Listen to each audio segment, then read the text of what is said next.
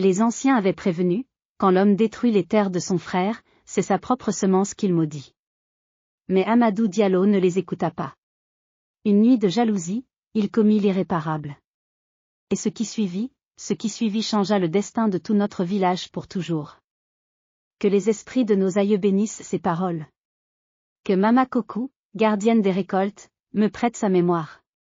Car cette histoire que je vais vous conter s'est passée il y a 3 générations, dans le village de Djougou, au nord du royaume, là où les collines rouges embrassent la savane dorée. C'était au temps où les pluies arrivaient encore à leur heure, quand la terre du Borgou donnait le mil 2 fois par an. Djougou était prospère, ses greniers débordaient, ses enfants étaient robustes comme les jeunes baobabs. Mais dans ce paradis terrestre vivait un homme dont le cœur portait une plaie que rien ne pouvait guérir, l'envie. Son nom était Amadou Diallo, fils de Mamadou le forgeron, petit-fils d'Ousmane le sage. Amadou avait hérité de la force de son père pour travailler le fer et la terre, mais hélas, il n'avait pas reçu la sagesse de son grand-père. Dans sa poitrine battait un cœur rongé par la jalousie, comme le mil rongé par les termites. Amadou possédait 5 arpents de terre au sud du village, près du marigot qui ne s'asséchait jamais. Des terres correctes, fertiles, qui lui donnaient assez pour nourrir sa famille et vendre au marché. Mais voyez-vous, juste à côté de ces champs s'étendaient les terres de son voisin, Boubacar Touré. Ah, Boubacar! Quel homme c'était! Fils de cultivateur, petit-fils de cultivateur, héritier d'une lignée qui connaissait les secrets de la terre comme le tisserand connaît ses fils. Ses champs étaient un miracle vivant. Ses plants de mil montaient hauts et droits comme des lances de guerriers. Ses ignames étaient grosses comme des calebasses. Ses arachides sortaient de terre par grappes si abondantes qu'on aurait dit que la terre elle-même lui faisait des offrandes. Les gens du village disaient, Boubacar a la main bénie.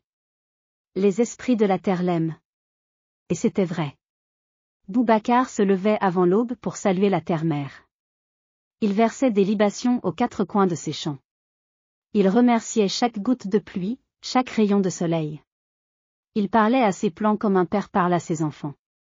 Mais Amadou, lui, ne voyait dans cette prospérité qu'une injustice cosmique. Pourquoi lui et pas moi, se lamentait-il chaque soir en regardant les champs verdoyants de son voisin. Nous travaillons la même terre. Nous plantons aux mêmes lunes. Pourquoi ces récoltes sont-elles 3 fois plus abondantes que les miennes? Sa femme, Aïssata, sage et patiente, lui répétait, mon mari, Boubacar se lève plus tôt, travaille plus dur, et surtout, il honore les esprits de la terre. Fais comme lui, et tu prospéreras. Mais Amadou refusait d'entendre. Comme dit le proverbe, l'oreille de l'envieux est sourde à la sagesse. Les saisons passèrent. 1, 2, 3 récoltes. À chaque fois, les terres de Boubacar donnaient généreusement pendant que celles d'Amadou rapportaient à peine de quoi remplir ses greniers. La jalousie dans le cœur d'Amadou grandissait comme la mauvaise herbe, étouffant tout ce qui restait de bon en lui. Un jour de marché, écoutez bien ce qui arriva. Le chef du village, Naba Tigré, organisa un concours pour récompenser le meilleur cultivateur de l'année. Tous les agriculteurs présentèrent leurs plus belles récoltes sous le grand néré qui ombrage la place du marché.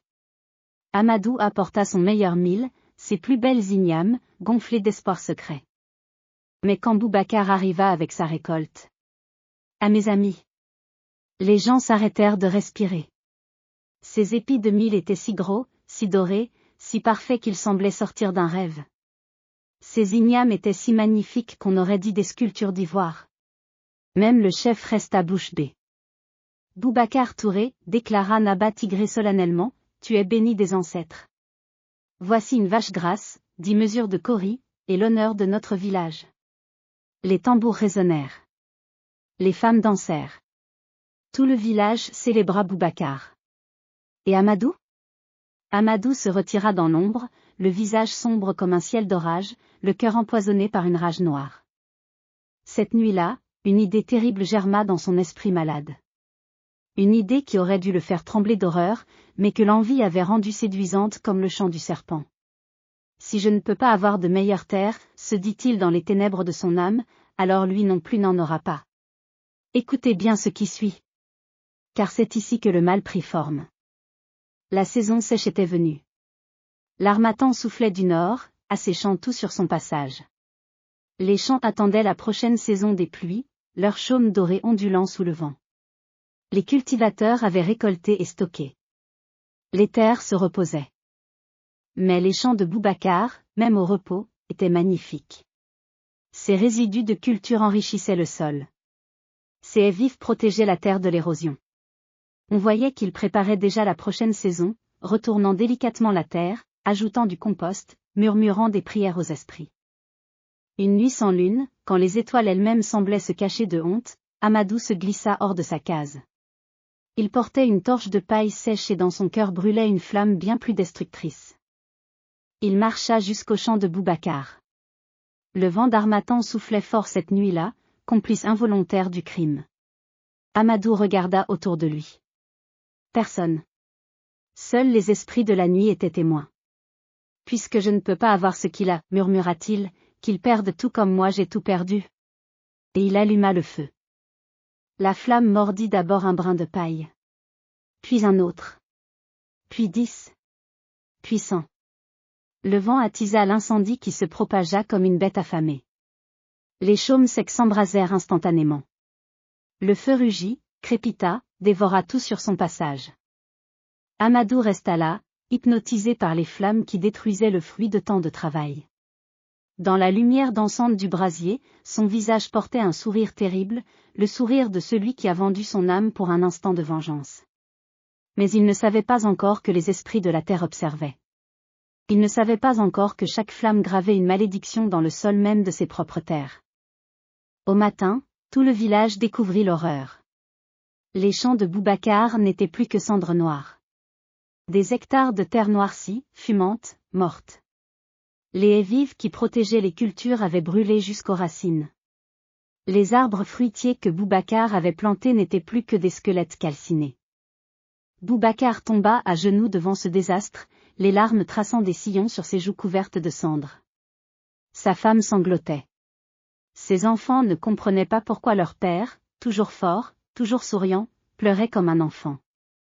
Le chef Naba Tigré convoqua une assemblée sous le néré sacré. Qui a fait cela, tonna-t-il. Qui a osé détruire les terres de notre frère? Amadou était présent, feignant l'indignation avec les autres. C'est terrible. Un accident peut-être? La foudre? Mais voyez-vous, mes amis, on ne peut pas mentir à la terre. On ne peut pas tromper les esprits. Le vieux Sédou, le plus ancien du village, celui qui portait la mémoire de 5 générations, se leva lentement. Ses yeux laiteux par l'âge semblaient pourtant voir au-delà du visible. Il huma l'air, toucha les cendres, écouta le vent. Ce n'était pas la foudre, dit-il d'une voix qui fit frémir toute l'assemblée. La foudre frappe du ciel. Ce feu est venu de la main d'un homme. Je le sens. Les esprits me le disent. Un silence de mort s'abattit sur la place. Celui qui a fait cela, continua le vieux Sédou, celui-là a commis le plus grand des péchés contre la terre-mère. Et la terre-mère ne pardonne jamais. Cette nuit-là, Amadou ne put dormir. Un pressentiment terrible pesait sur sa poitrine comme une pierre de meule. Le vent qui soufflait à travers les fentes de sa case portait des murmures étranges, des voix qui semblaient venir des profondeurs de la terre. 3 jours après l'incendie, les premières pluies de la nouvelle saison tombèrent enfin. Tout le village célébra. Les cultivateurs préparèrent leurs semences. Le moment était venu de planter. Boubacar, malgré son chagrin, décida de recommencer. La terre est ma mère, dit-il avec courage. Elle m'a donné avant, elle donnera encore. Je vais nettoyer les cendres et replanter. Et miracle! Quand Boubacar commença à retourner sa terre brûlée, il découvrit que les cendres l'avaient enrichi. Les anciens hochèrent la tête avec sagesse. Les cendres nourrissent la terre. Du mal peut naître le bien si le cœur est pur. Boubacar planta. Ses graines levèrent en quelques jours. Ses jeunes plants poussèrent avec une vigueur jamais vue. En 2 mois, ses champs étaient plus verts, plus beaux qu'avant l'incendie. Mais les champs d'Amadou? Ah, écoutez bien. Amadou avait planté en même temps que les autres. Il avait mis ses meilleures semences dans la terre. Il avait arrosé, désherbé, fait tout ce qu'il fallait. Mais rien ne poussait. Rien. Les graines restaient dans le sol, inertes, comme mortes. Quand enfin quelques plants daignèrent sortir, ils étaient jaunes, rachitiques, tordus comme des vieillards malades. Amadou eut beau arroser davantage, prier tous les esprits qu'il connaissait, ajouter du fumier, rien n'y faisait. Ces terres étaient devenues stériles. Une semaine passa. Puis 2. Puis 1 mois. Les champs de tout le village verdoyaient et prospéraient. Sauf ceux d'Amadou. Ils restaient nus, gris, morts, comme frappés d'une malédiction. Les murmures commencèrent dans le village. Les regards se faisaient accusateurs. Les enfants cessèrent de jouer près de la concession d'Amadou. Même les poules évitaient de gratter sa terre. Et c'est alors que le vieux Sédou vint le voir. L'ancien se présenta un soir devant la case d'Amadou. Dans la lumière mourante du crépuscule, il semblait immense, terrible, comme une incarnation des ancêtres eux-mêmes. Amadou Diallo, dit-il sans préambule, les esprits ont parlé dans mes rêves. C'est toi qui as brûlé les champs de Boubacar. Amadou voulut protester, nier, mais les mots moururent dans sa gorge. Devant le regard du vieux qui voyait tout, à quoi bon mentir? Comment le sais-tu, bégaya-t-il. Les esprits de la terre ont tout vu. Ils m'ont montré ton crime. Et ils m'ont montré aussi ta punition. Le vieux Sédou leva alors son bâton vers les champs stériles d'Amadou. Tu vois cette terre morte? Elle le restera pendant 3 générations. Tes enfants ne pourront rien y faire pousser. Les enfants de tes enfants non plus. Et les enfants de ses enfants verront encore cette malédiction. Amadou sentit ses jambes se dérober. Il tomba à genoux. Non. Pitié. Mes enfants, ils mourront de faim. Tu y as pensé, répondit le vieux sans pitié, quand tu as voulu faire mourir de faim les enfants de Boubacar? La terre que tu as voulu détruire chez ton voisin, c'est ta propre terre que tu as maudite. Car nous sommes tous reliés. Comme dit la sagesse, creuse un trou pour ton frère, et tu y tomberas le premier. Cette nuit-là, Amadou avoua son crime devant toute l'assemblée du village. Sa honte était totale, absolue. Il se prosterna devant Boubacar, pleurant comme un enfant. Pardonne-moi, mon frère. La jalousie m'a rendu fou. J'ai détruit tes champs par pure méchanceté. Punis-moi, mais épargne mes enfants de cette malédiction. Boubacar le regarda longuement. Dans ses yeux se lisait une bataille intérieure entre la colère justifiée et la compassion ancestrale. Finalement, il tendit la main à Amadou et le releva. Je te pardonne, Amadou. Car comme disent nos pères, la vengeance est une rivière qui finit toujours par noyer celui qui s'y baigne. Mais le pardon des hommes n'efface pas la malédiction des esprits. Le vieux Sédou hocha la tête gravement. Les esprits sont justes. Amadou devra racheter sa faute, non par des paroles, mais par des actes. Pendant 3 générations, sa famille devra servir la communauté pour réparer le mal fait à la terre-mère. Et ainsi fut fait. Amadou, brisé mais déterminé à racheter son crime, consacra le reste de sa vie à servir le village. Ses terres restèrent stériles, comme annoncé, mais Boubacar lui donna une partie de ses propres champs à cultiver. Amadou travaillait sur les terres des autres, aidait aux récoltes collectives, enseignait aux jeunes à respecter la terre. Il eut un fils, Mamadou, qui grandit dans l'ombre de la faute paternelle. Mamadou essaya lui aussi de cultiver les terres maudites. En vain. Rien n'y poussait jamais. Mais Mamadou, ayant appris la leçon de son père, devint le gardien du respect de la terre dans tout le village. Il veillait à ce que personne ne brûle les champs, ne gaspille les récoltes, ne manque de respect aux esprits de la terre. Le fils de Mamadou, Ousmane, connut le même sort. Les terres familiales restaient mortes, grises, incapables de porter le moindre brin d'herbe. Mais Ousmane devint le plus grand guérisseur de plantes du royaume. Il connaissait chaque herbe, chaque racine, chaque remède que la terre offre. Son savoir sauva des centaines de vies. 3 générations passèrent ainsi. 3 générations qui portèrent le poids de la faute d'Amadou, mais qui transformèrent cette malédiction en service à la communauté. Et puis vint le jour annoncé par les esprits. L'arrière-petit-fils d'Amadou, qui portait le nom de son ancêtre pour honorer sa mémoire, eut un rêve. Dans ce rêve, le vieux Sédou lui apparut, bien qu'il fût mort depuis longtemps.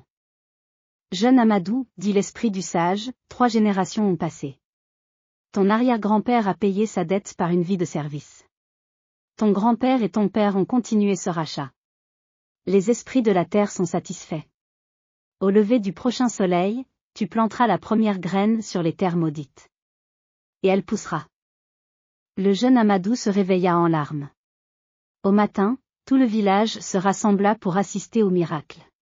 Sous les yeux de tous, le jeune homme planta une graine de mil dans la terre qui était restée stérile pendant 60 ans. 10 jours plus tard, une pousse verte et vigoureuse perça le sol. Le village entier célébra. Les tambours résonnèrent. Les anciens versèrent des libations de remerciement. La malédiction était levée. Voilà pourquoi, aujourd'hui encore, on raconte cette histoire à Djougou. On la raconte pour que personne n'oublie, la jalousie est un poison qui tue d'abord celui qui la porte. Amadou avait voulu détruire la prospérité de son voisin, et c'est sa propre prospérité qu'il avait anéantie pour 3 générations. Mais l'histoire enseigne aussi autre chose, quelque chose de plus beau, même la plus terrible malédiction peut être transformée en bénédiction par le service et l'humilité. Les descendants d'Amadou, en servant la communauté, en respectant la terre, en honorant les esprits, avaient transformé la honte en honneur. Retenez ces paroles de sagesse, gravées dans la mémoire de notre peuple. Celui qui détruit les terres de son frère maudit ses propres semences. La jalousie brûle d'abord la maison de l'envieux. Ubuntu. Ce qui nuit à mon voisin finit toujours par me nuire. Ce qui l'aide finit toujours par m'aider. Les terres qui furent maudites sont aujourd'hui les plus fertiles du village.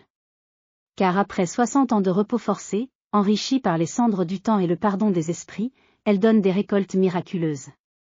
Les descendants d'Amadou et de Boubacar cultivent côte à côte ces terres, dans la paix et l'harmonie. Que cette histoire vous accompagne toujours. Quand la jalousie tente de s'installer dans votre cœur, rappelez-vous Amadou et ses terres stériles. Quand vous êtes tenté de nuire à votre voisin, souvenez-vous, nous sommes tous reliés par la même terre-mère. Que les esprits bénissent vos champs. Que vos récoltes soient abondantes. Et que jamais, jamais, vous n'oubliez, détruire son frère, c'est se détruire soi-même. La terre se souvient. Les esprits voient tout. Et la justice divine, même si elle tarde, finit toujours par s'accomplir. Abonne-toi pour avoir encore plus de nos histoires.